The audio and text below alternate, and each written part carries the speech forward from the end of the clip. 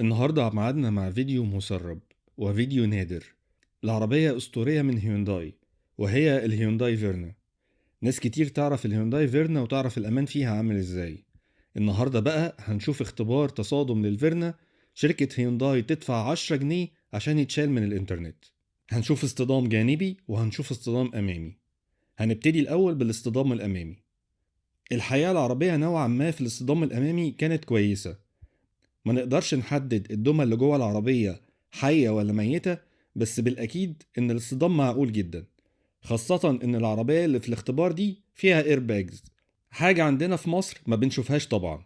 العربية عندنا في مصر بتنزل عجل وموتور ودريكسيون وفرامل، أكتر من كده ما بينزلش. ودي حالة العربية بعد الاصطدام زي ما احنا شايفين كده. الحقيقة فاقد توقعاتي، ولكن الجزء اللي احنا نلاحظه في الاصطدام ده ان العربية تقريبا انبعجت او اتنت نصين. النص اللي ورا اتطبق على النص اللي قدام شوية، ولكن خلينا نقول انها عدت الى حد ما. بنشوف دلوقتي التصادم من التصوير البطيء عشان تعرفوا تأثير التصادم على العربية كان عامل ازاي. المشكلة بقى مش في التصادم الامامي، ولو ان التصادم الامامي ما كانش احسن حاجة، خاصة مع ضعف الخامات المستخدمة في العربية. لكن المشكلة بقى كانت في الاصطدام الجانبي اللي احنا هنشوفه دلوقتي.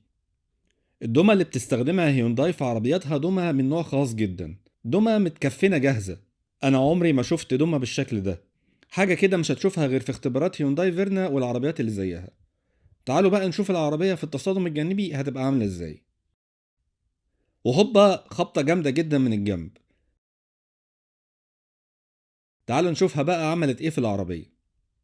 بالتصوير البطيء بيبين لنا ان تقريبا الراجل اللي بيسوق العربية بقى على حجر اللي جنبه، وطبعا لما بقى على حجر اللي جنبه ما كانش سليم اكيد، يعني لو في بقايا روح يبقى كويس. العربية حرفيا بتحسسني ان هي كان بيبسي واتنت نصين. الجهة بتاعة السواق تقريبا كلها ما بقتش موجودة، ولكن نقدر نقول انها كويس انها ما اتقلبتش حتى. بمعامل ثبات عربية زي فيرنا كويس انها لسه واقفة على الارض.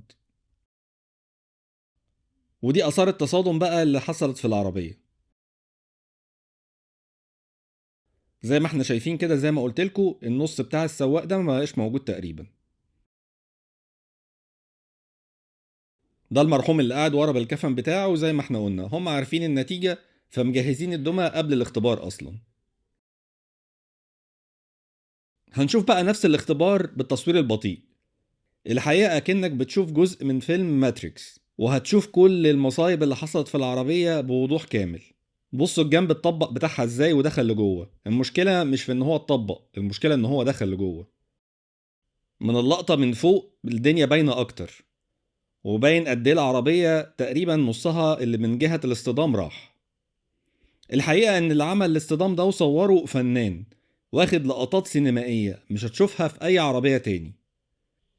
بكده نكون وصلنا لنهاية الفيديو ده ونهاية الاختبار المتميز والنادر لعربية فيرنا.